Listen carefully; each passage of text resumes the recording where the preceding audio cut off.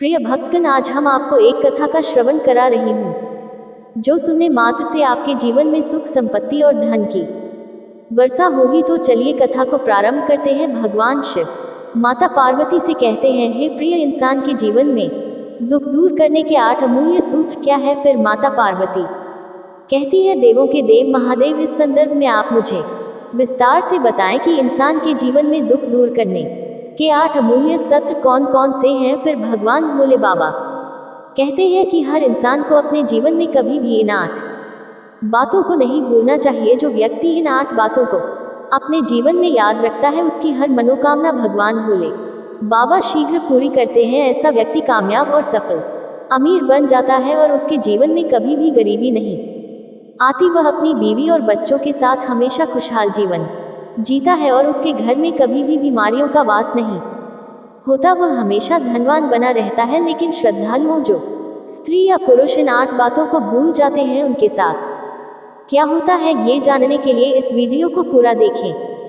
अगर आप ये कहानी सुन रहे हैं तो पूरा सुनिए। इस कथा को आधा अधूरा छोड़कर जाने की गलती मत करिएगा, क्योंकि इस पवित्र कथा को पूरा सुनने से मनचाहा फल की प्राप्ति होगी। इसलिए इस कथा को पूरा सुने। आप शिव भक्त हैं तो भोलेनाथ का अनादर ना करें। एक बार की बात है, भगवान भोले बाबा और माता पार्वती कैलाश पर्वत पर अपने नदी के साथ विराजमान थे। तभी माता पार्वती कहती हैं, हे प्राणनाथ, आज मेरा मन बहुत ही व्याकुल हो रहा है, मुझे बहुत बेचैनी हो रही है। हे प्रभु, कुछ ऐसा उपाय करें जिससे मेरा मन हल्का हो जाए। फिर भगवान भोलेनाथ कहते हैं, हे देवी, ऐसा क्या कारण है जिससे तुम्हारा मन इतना व्याकुल है। मुझे क्या करना चाहिए जिससे तुम्हारी व्याकुलता दूर हो जाए। माता पार्वती कहती है, हे प्रभु, कोई ऐसी कथा सुनाएं जिसे सुनकर मेरे मन को शांति मिले और पृथ्वी लोक पर मनुष्यों को भी कुछ ज्ञान प्राप्त हो। तब भगवान भोलेनाथ कहते हैं, हे देवी, आज मैं तुम्हें मनुष्यों के कल्याण हेतु एक बहुत ही महत्वपूर्ण कथा सुनाता हूँ। इसे सुनने के बाद तुम्हारा मन भी शांत हो जाएगा और पृथ्वी लोक पर रहने वाले मनुष्यों का भी कल्याण होगा। इस कथा में मनुष्यों के ज्ञान की 8 बात छुपी हुई है। जो भी मनुष्य इस कथा को ध्यान और मन लगाकर पूरा सुनता है, वह जान जाता है कि वे कौन सी 8 ज्ञान की बातें हैं। फिर भगवान भोलेनाथ कहते हैं, हे देवी, जो व्यक्ति अपने जीवन में इन 8 बातों को जान जाता है, वह बहुत धनवान बन जाता है। उसके जीवन में कभी पैसों की कमी नहीं होती और वह जल्द ही अमीर हो जाता है। श्रद्धालु फिर भगवान भोले बाबा माता पार्वती से कहते हैं, हे देवी, आज मैं आपको एक अमीर बहन और गरीब भाई की कथा सुनाता हूँ। इस कथा को सुनकर आपको पता चलेगा कि भाई बहन का रिश्ता कैसा होता है और उन्हें अपना रिश्ता कैसे निभाना चाहिए। साथ ही इस कथा में आपको ये भी जानने को मिलेगा कि आखिर मनुष्य गरीब क्यों हो जाता है और किन कारणों से उसके जीवन में गरीबी आ जाती है। कौन से ऐसे काम होते हैं जिनसे मनुष्य गरीबी के दलदल में फंस जाता है। हे देवी, आज की इस कथा से मनुष्यों को ज्ञान की 8 बातें पता चलेंगी। इन बातों को सुनकर कोई भी मनुष्य अपनी गरीबी को आसानी से दूर कर सकता है। श्रद्धालुओं, अब भगवान भोले बाबा कथा को आरंभ करते हैं और कहते हैं, हे देवी, प्राचीन काल की बात है। किसी नगर में एक बहुत ही अमीर किसान रहता था। उस किसान के घर में 2 जुड़वा संतानें पैदा हुई। उनमें से एक पुत्र था और दूसरी संतान पुत्री थी। किसान अपने पुत्र का नाम देवेश और पुत्री का नाम दीपा रख देता है। इधर धीरे धीरे देवेश और दीपा बड़े होने लगते हैं। जब किसान की दोनों संतानें बड़ी हो जाती हैं तो उसकी बेटी बहुत ही खूबसूरत दिखाई देती है। उसे अपने रूप पर घमंड हो जाता है, जबकि किसान का बेटा थोड़ा सांवला होता है। धीरे धीरे जब उनकी आयु विवाह योग्य हो जाती है तो किसान को अपने बच्चों के विवाह की चिंता सताने लगती है। एक दिन किसान किसी काम से अपने पड़ोस के शहर में जाता है, जहां उसे एक व्यापारी का पुत्र पसंद आ जाता है। वह अपनी बेटी दीपा का विवाह उस व्यापारी के पुत्र से कर देता है। भगवान भोले बाबा कहते हैं, हे देवी, इस प्रकार दीपा अपने पिता के यहाँ से विदा होकर अपने ससुराल चली जाती है। बेटी को विदा करने के बाद किसान अपने पुत्र के विवाह के बारे में सोचने लगता है और सोचता है कि अब मुझे अपने पुत्र का विवाह कर देना चाहिए। यदि मेरे पुत्र का विवाह हो गया तो मैं अपना शेष जीवन अपने बहू बेटे के साथ आराम से व्यतीत करूंगा। फिर भगवान भोले बाबा कहते हैं, हे देवी, नसीब की लीला बड़ी विचित्र होती है। मनुष्य का नसीब कब किसे अमीर बना दे और कब किसे गरीब, इसके बारे में किसी को भी नहीं पता होता। है उस अमीर किसान के साथ भी कुछ ऐसा ही होता है। धीरे धीरे किसान की उम्र ढलने लगती है और वह बूढ़ा हो जाता है। एक दिन वह किसी भयानक बीमारी की चपेट में आ जाता है। जब किसान का बेटा अपने पिता की ऐसी हालत देखता है तो वह बहुत दुखी हो जाता है। वह अपने पिता का अच्छे से अच्छे वैद्य से इलाज करवाता है और महंगी दवाएं लाकर देता है। धीरे धीरे किसान का बेटा अपनी सारी खेती बेचकर उन पैसों को अपने पिता के इलाज में लगा देता है। इस प्रकार अपने पिता का इलाज कराते हुए वह कंगाल हो जाता है, लेकिन फिर भी पिता की हालत में कोई सुधार नहीं होता है और किसान दिन रात बिस्तर पर पड़ा रहता है। उसकी हालत बहुत खराब हो जाती है और वह बहुत कमजोर हो जाता है। उसका बेटा अपने पिता की देखभाल में कोई कसर नहीं छोड़ता। वह हमेशा अपने पिता के पास बैठा रहता है, समय समय पर दवा खिलाता है और स्वयं भोजन बनाकर अपने पिता को खिलाता है। वह अपने पिता की बहुत सेवा करता है, परंतु फिर भी पिता की हालत में कोई सुधार नहीं होता। एक दिन किसान अपने बेटे की मेहनत को देखकर सोचता है कि आज मैं अपने बेटे से कुछ कहता हूँ। जब कोई भी दवाई उसकी बीमारी में काम नहीं करती तो एक दिन वह अपने बेटे देवेश को बुलाता है और कहता है, हे पुत्र, जब कोई काम मनुष्य के सामर्थ्य से बाहर हो जाए और उसका कोई समाधान न मिले तो ऐसे समय में उसे ईश्वर के भरोसे छोड़ देना चाहिए। इसलिए हे पुत्र, अब तुम मेरी चिंता छोड़ो और अपने भविष्य के बारे में सोचो। मेरी उम्र पूरी हो चुकी है, आज नहीं तो कल मुझे इस संसार को छोड़कर जाना ही है। इसलिए हे पुत्र, अब तुम मेरी चिंता करना छोड़ो और अपना विवाह करके अपनी गृहस्थी संभालो। फिर भगवान भोले बाबा माता पार्वती से कहते हैं, हे देवी, अपने पिता के मुख से यह बातें सुनकर देवेश एकदम चुप हो जाता है। आखिर वह बेचारा कर भी क्या सकता था। उसके घर की जो भी जमा पूंजी थी वह तो उसके पिता के इलाज में पहले ही खर्च हो चुकी थी। फिर देवेश कहता है, हे पिताजी, जैसा आपको उचित लगे आप वैसा ही कीजिए। उसके बाद वह गरीब किसान अपने पुत्र की शादी एक गरीब घर की कन्या से करवा देता है और शादी के कुछ दिनों बाद ही उस किसान की मृत्यु हो जाती है। पिता की मृत्यु के बाद देवेश अपने पिता का पूरी रीति रिवाज से अंतिम संस्कार करता है। देवेश का घर, खेत खलिहान, सब कुछ पिता की बीमारी और इलाज में पहले ही बिक चुका था। जो भी जमा पूंजी बची हुई थी वह पिता के अंतिम संस्कार में समाप्त हो जाती है। इस प्रकार से देवेश एकदम बहुत ही ज्यादा गरीब हो जाता है। श्रद्धालुओं फिर आगे भगवान भोले बाबा माता पार्वती से कहते हैं, हे देवी, जब देवेश एक दिन बिल्कुल ही कंगाल हो जाता है तो वह गांव के बाहर अपनी पत्नी के साथ एक झोपड़ी बनाकर रहने लगता है और दूसरों के खेतों में मेहनत मजदूरी करके अपने बीवी बच्चों का पेट पालने लगता है। उधर देवेश की बहन दीपा, जिसका विवाह एक धनी व्यापारी के घर में हुआ था, जब अपने भाई की स्थिति के बारे में जानती है तो वह अमीर बहन अपने गरीब भाई से घृणा करने लग जाती है। मन में सोचने लगती है कि मेरा भाई अब तो बिल्कुल ही कंगाल हो चुका है, उसका घर जमीन सब बिक गया है और अब उसके पास फूटी कौड़ी भी नहीं बची है। यदि ऐसी हालत में वह मेरी ससुराल आता है तो उसे देखकर मेरी देवरानी और जेठानी मेरा बड़ा ही अपमान करेगी और मेरा मजाक उड़ाएंगे कि तेरे नहर वाले तो बिल्कुल ही कंगाल है। ऐसे में मेरी बहुत ही ज्यादा बदनामी होगी। श्रद्धालुओं, इस कारण दीपा अपने अपने सगे भाई से रिश्ता तोड़ देती है। ना तो दीपा अपने भाई को अपने ससुराल कभी बुलाती है और ना ही कभी अपने भाई के घर जाती है। दीपा के भाई देवेश को भी अच्छी तरह से पता होता है कि मेरी बहन मुझसे नफरत क्यों करती है, इसलिए देवेश भी अपनी बहन की ससुराल कभी नहीं जाता है। इस तरह से दीपा तो बड़े ऐशो आराम के साथ अपनी ससुराल में अपनी जिंदगी गुजारती है। इधर देवेश मेहनत मजदूरी करके अपनी पत्नी के साथ पड़ी में रहकर किसी तरह से अपने दिनों को काटने लगता है। इधर भगवान भोले बाबा माता पार्वती को कथा सुनाते हुए कहते हैं, हे देवी, जब कुछ साल ऐसे ही गुजर जाते हैं, कुछ साल गुजरने के बाद एक दिन देवेश की बहन दीपा के बेटे की शादी तय हो जाती है, लेकिन दीपा अपने भाई देवेश को किसी प्रकार का निमंत्रण नहीं भेजती। जब देवेश को पता चलता है कि उसके भांजे की शादी होने वाली है तो वह बहुत खुश हो जाता है और यह खबर अपनी पत्नी सुशीला को बताता है कि उसकी बहन के बेटे की शादी है और उन्हें वहां जाना है। जब सुशीला को ये जानकारी मिलती है तो वह भी बहुत खुश हो जाती है और सोचती है कि इसी बहाने वह अपनी नंद से मिल सकेगी और उसके घर को देख सकेगी। वह खुशी खुशी अपने पति से कहती है कि वह जरूर साथ चलेगी, लेकिन पहले ये बताओ कि क्या नंद रानी ने निमंत्रण भेजा है श्रद्धालुओं। अपनी पत्नी के मुख से ये सुनकर देवेश चुप हो जाता है।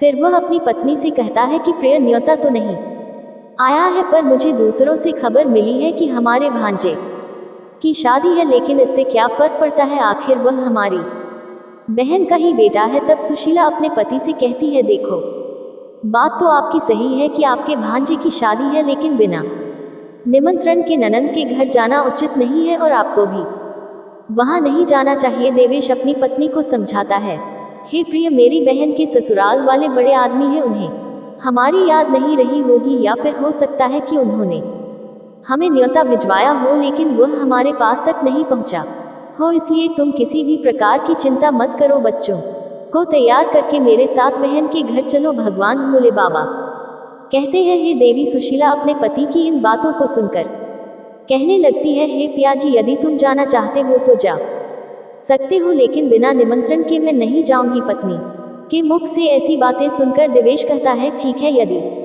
तुम्हारी यही इच्छा है तो तुम बच्चे के साथ घर पर ही रहो, मैं अकेला ही अपनी बहन के ससुराल चला जाता हूँ। यदि मैं भी नहीं गया तो मेरी बहन की देवरानी जेठानी मेरी बहन को ताने मारे और कहेंगी कि खर्चा ना हो जाए, इसलिए तेरा भाई नहीं आया। इतना कहकर देवेश घर के अंदर से बाहर चला जाता है। श्रद्धालुओं, देवेश बहुत ही गरीब और लाचार हो चुका था। जो भी उसके पास पैसे और धन संपत्ति थी वह सब अपने पिता के इलाज में बेचकर लगा दिया था। अब तो उसके पास भट्ट के रूप में वस्त्र खरीदने के पैसे भी नहीं थे, इसलिए वह अपने दोस्त के घर जाता है और फिर उसका दोस्त घर से बाहर आता है। देवेश अपने दोस्त से कहता है, हे भाई, हमारे भांजे की शादी है और हमारे पास उसे उपहार देने के लिए पैसे नहीं है, इसलिए मैं आपसे कुछ पैसे उधार मांग रहा हूँ, मुझे कुछ पैसे दे दीजिए। फिर देवेश का दोस्त उसे पैसे दे देता है। देवेश उन पैसों से अपनी बहन दीपा और अपने बहनोई के लिए सुंदर कपड़े खरीदता है और उन कपड़ों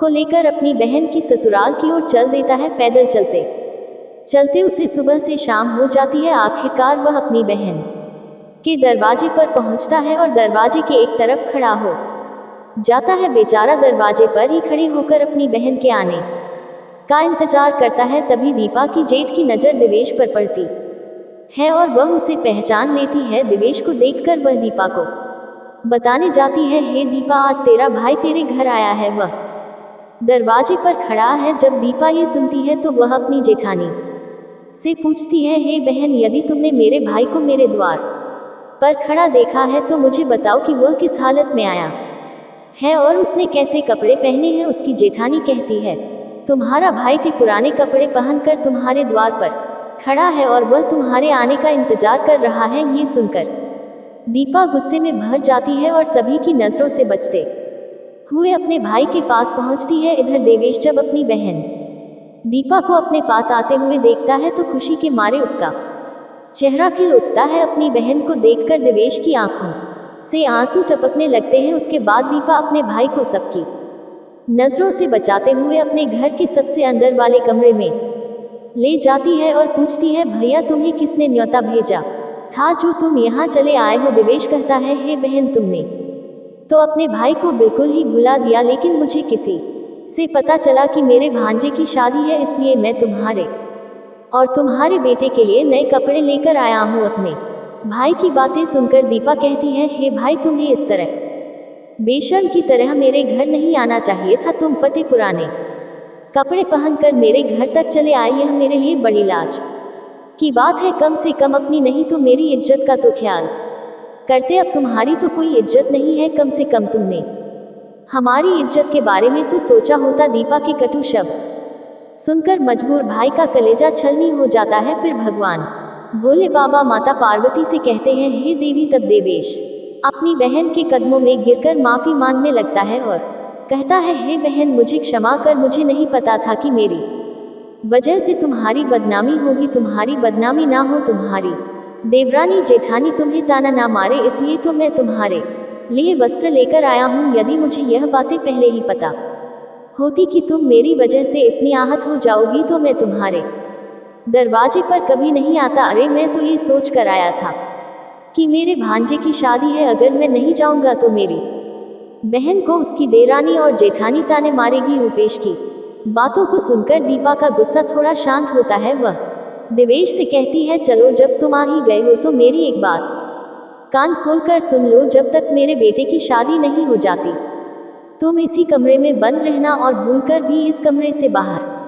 निकलने की गलती मत करना, वरना तुम्हें देखकर मेरी इज्जत दो कौड़ी की हो जाएगी। लोग कहेंगे कि दीपा का भाई तो भिखारी है। रही भोजन की बात, तो जब भोजन बन जाएगा मैं थाली तुम्हारे कमरे में पहुंचा दूंगी। तुम भोजन खाकर चुपचाप पिछले दरवाजे से अपने घर चले जाना। रूपेश कहता है, ठीक है बहना, मैं आज रात को ही तुम्हारे घर से अपने गांव चला जाऊंगा, मगर मेरी तुमसे एक विनती है। मैं तुम्हारे और जीजा जी के लिए जो कपड़े लाया हूँ उन्हें रख लो, उन्हें मैं तुम्हारे लिए बड़े प्यार से लाया हूँ। तब दीपा अपने भाई से कपड़े लेकर कमरे के बाहर चली जाती है और जाते समय बाहर से उस कमरे की कुंडी लगा देती है। रूपेश उस अंधेरे कमरे में बैठकर अपनी बहन के वापस आने का इंतजार करने लगता है। श्रद्धालुओं, देवेश उस अंधेरे कमरे में बैठा अपनी बहन के लौटने का इंतजार कर रहा था, सोचते हुए कि वह उसके लिए भोजन लेकर आएगी। उसे उम्मीद थी कि आज उसे स्वादिष्ट भोजन मिलेगा, लेकिन उसकी बहन जो अपने घरेलू कामों में व्यस्त हो गई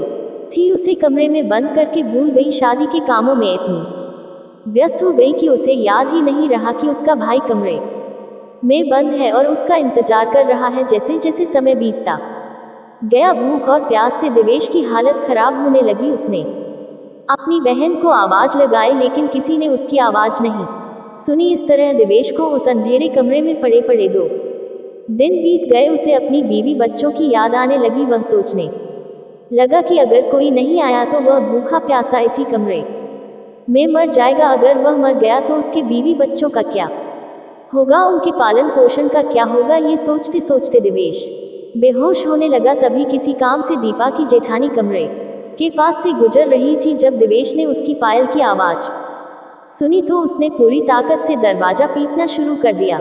दीपा की जेठानी ने दरवाजे की आवाज सुनी और दरवाजा खोलकर देखा तो अंदर देवेश को देखकर चौंक गई। उसने पूछा, है भाई, तो तुम्हें इस कमरे में किसने बंद किया था? लेकिन देवेश ने कोई जवाब नहीं दिया। जब दीपा की जेठानी दोबारा पूछती है तो देवेश इस बात को छुपा लेता है। वह झूठ कह देता है कि मैं इस कमरे में आराम कर रहा था, तभी किसी ने गलती से बाहर से दरवाजे की कुंडी लगा दी और मैं इस कमरे में बंद हो गया। बहन, यदि तुम आज नहीं आती तो मेरे प्राण पखेरु उड़ जाते। श्रद्धालुओं फिर भगवान भोले बाबा माता पार्वती से कहते हैं, हे देवी। इतना कहने के बाद देवेश घर के पिछले दरवाजे से चुपचाप बाहर निकल जाता है और अपने घर की ओर चल देता है। 2 दिन का भूखा प्यासा बेचारा देवेश अपने घर की ओर चल देता है। अंत में वह चलते चलते काफी दूर निकल जाता है। उसे ठीक से रास्ता भी नहीं चला जा रहा था। उसे चलते चलते चक्कर आने लगते हैं। जैसे ही देवेश का सिर चकराता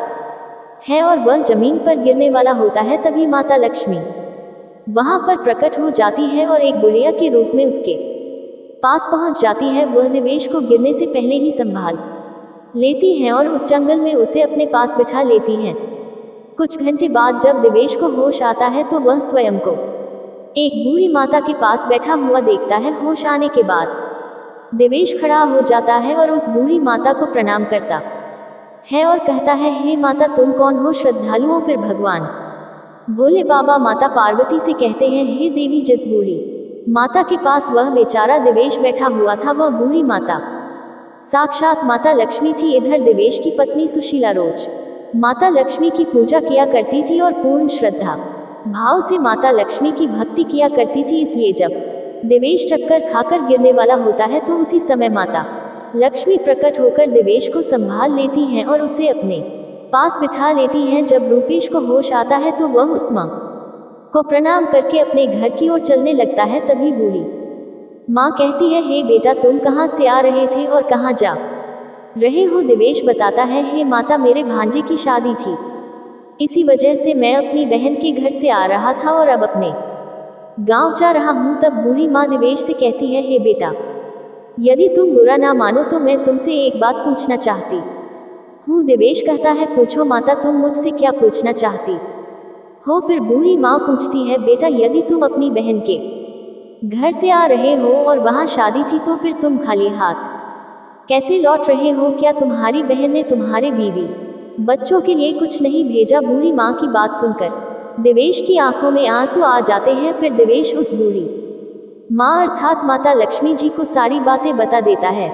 रूपेश की पूरी कहानी सुनने के बाद बूढ़ी माता कहती हैं, हे पुत्र, तुम किसी भी प्रकार की चिंता मत करो, जो हुआ उसे भूल जाओ और जाने दो। यहाँ से थोड़ी दूरी पर मेरा एक बगीचा है जिसमें अनेक प्रकार के फल लगे हुए हैं। तुम उस बगीचे में जाकर फल खाकर अपना पेट भर लो, क्योंकि तुमने 3 दिनों से कुछ भी नहीं खाया है। जब तुम्हारा पेट भर जाए तो कुछ फल अपनी बीवी और बच्चों के लिए भी तोड़ लेना। जब तुम्हारे बीवी बच्चे तुमसे मिलेंगे और पूछेंगे कि तुम अपनी बहन के ससुराल से क्या लेकर आए हो, तो तुम कह देना कि मेरी बहन ने तुम्हारे लिए यह फल भेजे हैं। ऐसा करने से तुम अपनी बीवी बच्चों के सामने शर्मिंदा होने से बच जाओगे और तुम्हारी मान प्रतिष्ठा भी बनी रहेगी। रूपेश बूढ़ी माता की बात मानकर उनके बगीचे में पहुंच जाता है। वहां अनेक प्रकार के फल लगे हुए थे। रूपेश वृक्षों से फल तोड़कर खाने लगता है और जब उसका पेट भर जाता है तो कुछ फलों को तोड़कर एक टोकरी में रख लेता है। फिर वह टोकरी को अपने हाथों में पकड़कर बूढ़ी माता के पास जाता है और उनसे आज्ञा लेकर अपने घर की ओर चल देता है। बूढ़ी माता रूपेश से कहती है, हे पुत्र, जाते समय मेरी इन 8 बातों को सुनकर जाओ, ये तुम्हारे जीवन में बहुत काम आएंगी। भगवान भोले बाबा माता पार्वती से कहते हैं, हे देवी, इस प्रकार माता लक्ष्मी रूपेश को 8 बातें बताती है। रूपेश उन 8 बातों को सुनकर अपने घर की ओर चल देता है। जब वह फलों से भरी टोकरी लेकर अपने घर पहुंचे तो उसका छोटा बच्चा और पत्नी पास आते हैं और पूछते हैं, पिताजी, आप बुआ के घर से आ रहे हो? आखिर बुआ ने हमारे लिए क्या भेजा है? ये सुनकर रूपेश अपने बच्चे और पत्नी से कहता है, आपकी बुआ ने आपके लिए यह बहुत सारे फल भेजे हैं। फिर देवेश अपनी पत्नी और बच्चे के साथ घर के अंदर फल लेकर जाता है और फल रखकर बाहर चला जाता है। जब उसकी पत्नी फल काटती है तो उन फलों में से हीरे और सोने चांदी निकलते हैं।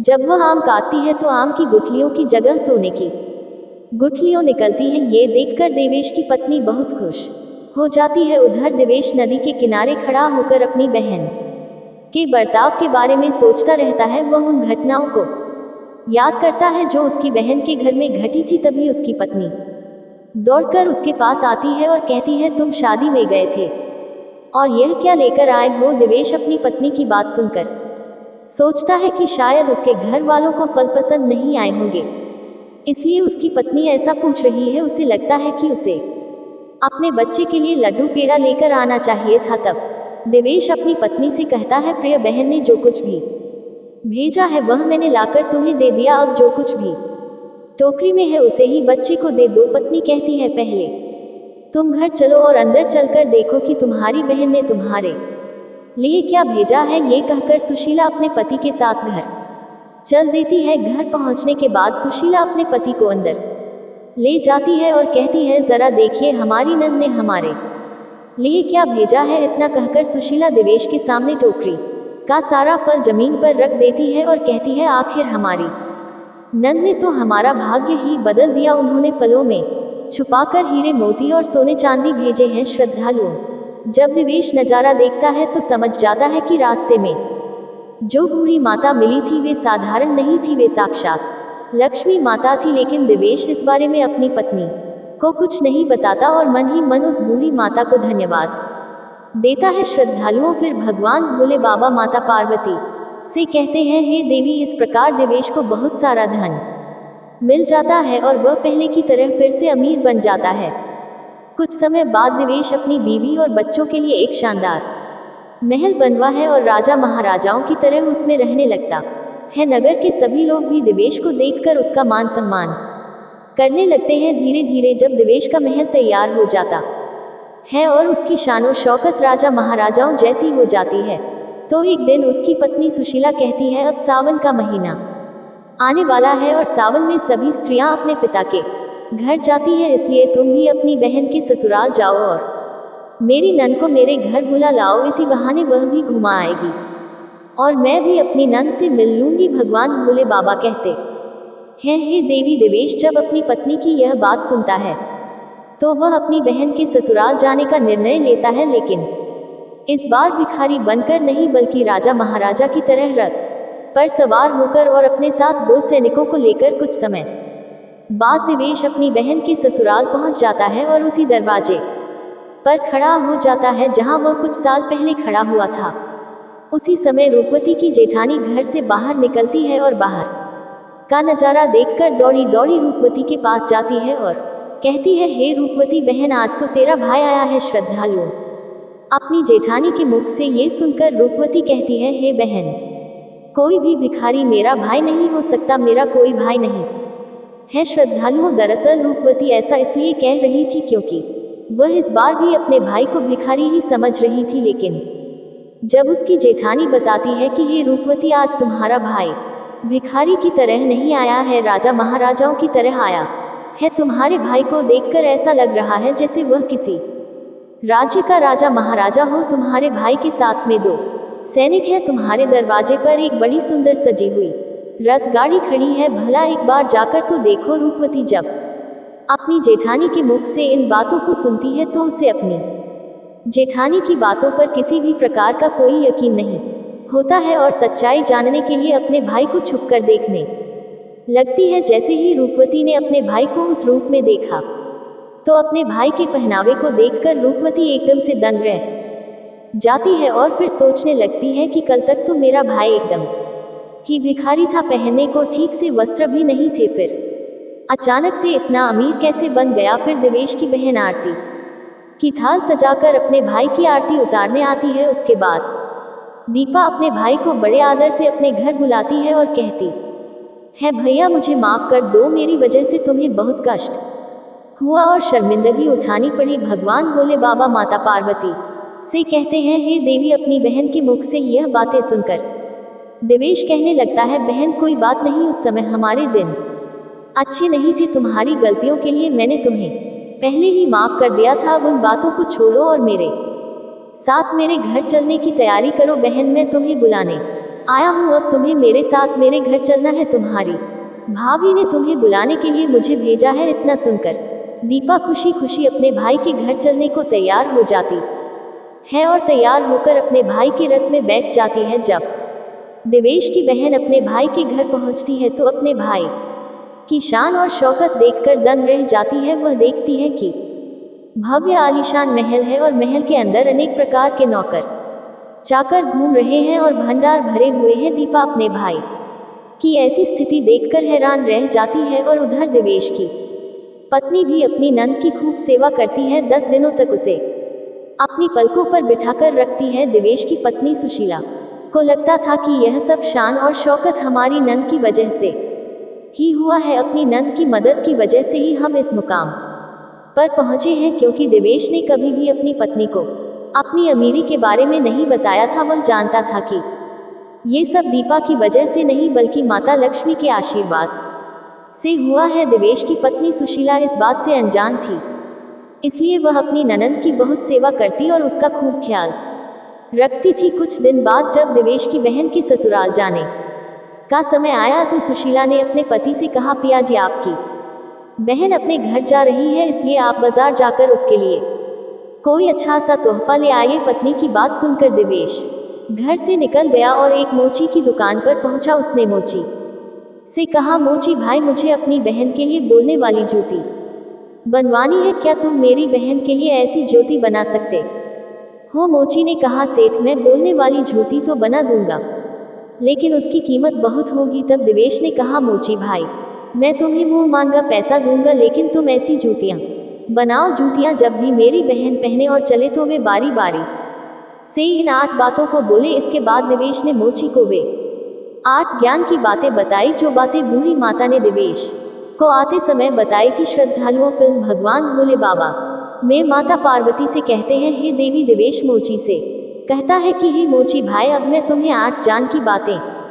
बताने जा रहा हूँ। श्रद्धालुओं फिर इस प्रकार से देवेश बारी बारी से 8 बातें उस मोची को बताता है। पहली बात बताता है, कहता है कि बात ज्ञान की है, कहीं मानव तू मत भूल होती है, अज्ञानता निर्धनता का मूल। दूसरी बात देवेश बताता है, समय के भरोसे जो बैठता रहता सदा रहा गरीब, बिना काम बदले नहीं रोका कभी नसीब। तीसरी बात देवेश बताता है और कहता है, आलस कर रहता सदा जो परिवर्तनहीन वही कर्म कर फिर करे, कहता स्वयं को दीन। चौथी बात देवेश बताता है, नहीं, गरीबी से बड़ा है कोई अभिशाप हासिल करके ज्ञान को करो दूर। अब 5वीं बात देवेश बताता है और कहता है दोष समय को मत दो, नहीं बनो मजबूर, कर्म और साधना में जुटो, करो गरीबी दूर श्रद्धालुओं। 6वीं बात देवेश मोची को बताता है कर्म कभी करता नहीं कोसे, सदा नसीब भाग्य भरोसे जो बैठता वह मनुष्य रहे गरीब। 7वीं बात देवेश बताता है अज्ञानी पर ही सदा गरीबी वार करती है, विजय हमेशा ज्ञान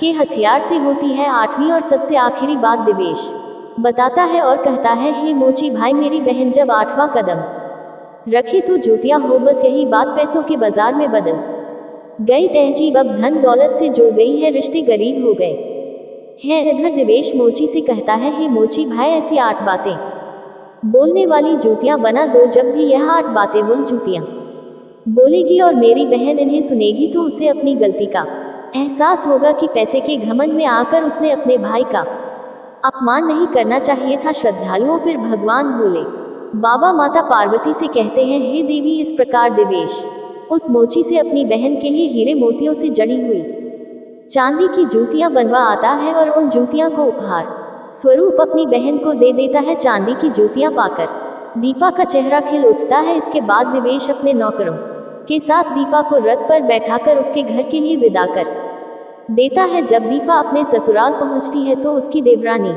और जेठानी पूछती है अरे दीपा, तुम अपने भाई के घर से आए हो, तुम्हारे भाई ने तुम्हें क्या उपहार दिया है? तब दीपा अपनी देवरानी और जेठानी को अपने भाई द्वारा दी हुई भेंट दिखाती है। वह जूतियां दिखाती है और कहती है देखो, मेरे भाई ने मुझे चांदी से जड़ी हुई हीरे मोतियों से जड़ी हुई यह जूतियां दी हैं श्रद्धालुओं। तब उनकी देवरानी और जेठानी कहती है हे दीपा, जरा पहनकर चलकर देखो तो यह जूतियां कैसी लगती हैं। फिर दीपा उन जूत को पहनकर चलकर देखती है। फिर भगवान भोले बाबा माता पार्वती से कहते हैं हे देवी, जैसे ही दीपा उन जूतियां को पहनकर चलती है, जूतियां बोलती है कि पैसों के बाजार में तहजीब बदल गई है, धन दौलत से रिश्ते जुड़ रहे हैं और मित्रता गरीब हो गई है।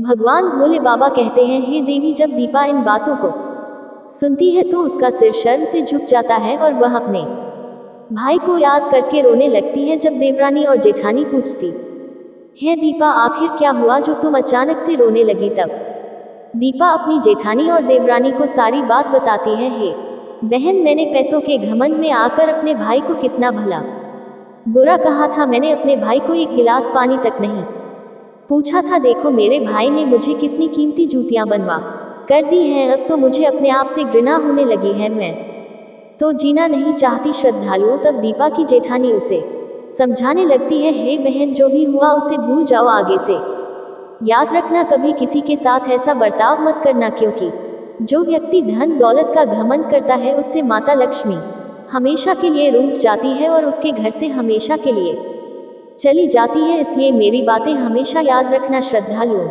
फिर भगवान भोले बाबा माता पार्वती से कहते हैं हे देवी, इस तरीके से दीपा की जेठानी दीपा को 8 बातें बताती है। वह कहती है हे दीपा, जो व्यक्ति रात के समय रसोई में झूठे बर्तन रखता है और खाने पीने की चीजों को बर्बाद करता है, वह व्यक्ति बहुत जल्दी निर्धन हो जाता है। दूसरी बात, जिस घर में घर की स्त्रियों का अपमान होता है और उनकी इज्जत नहीं की जाती, उस घर में देवी लक्ष्मी ज्यादा दिनों तक नहीं रुकती। तीसरी बात, जिस घर की स्त्रियां सूर्यास्त के बाद अपने घर में धूल लगाती हैं और चूल्हा चौका करती हैं, ऐसे परिवार के लोग बहुत जल्दी गरीब हो जाते हैं। चौथी बात, जिस घर में पैसों की कदर नहीं की जाती और फिजूल कार्यों में पैसे बर्बाद किए जाते हैं, ऐसे घरों से भी माता लक्ष्मी रूठ जाती है। 5वीं बात, जो लोग पैसे आने के बाद दूसरों की मान प्रतिष्ठा को ठेस पहुंचाते हैं या अपने धन के बल पर दूसरे लोगों को परेशान करते हैं, ऐसे लोगों के घर से भी माता लक्ष्मी बहुत जल्दी दूर हो जाती हैं। 6ठी बात, जिस घर के लोग अपने कर्तव्यों का पालन नहीं करते और अपने कार्य को कल पर टालते रहते हैं, उन लोगों के घर से भी